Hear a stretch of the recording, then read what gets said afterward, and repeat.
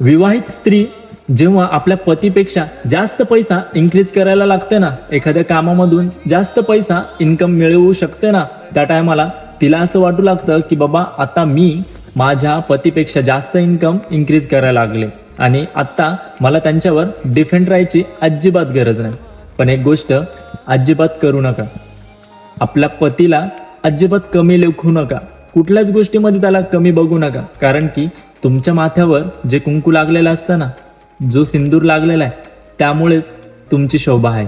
खरं तर जेव्हा ते कुंकू नसतं ना माथ्यावर, त्या टायमाला आपल्याला बरंच सारी फेस करावं लागतात काही गोष्टी.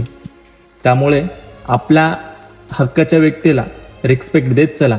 हुकून चुकून यदाकदाचित त्याच्याकडे जर कमी पैसा जर आला तर त्याला खालच्या लेवलला अजिबात बघू नका. आणि तुम्ही मनापासून जेव्हा त्या व्यक्तीवर प्रेम करतात ना, तर तिथे पैशाची नाही तर इज्जतीची गोष्ट असते.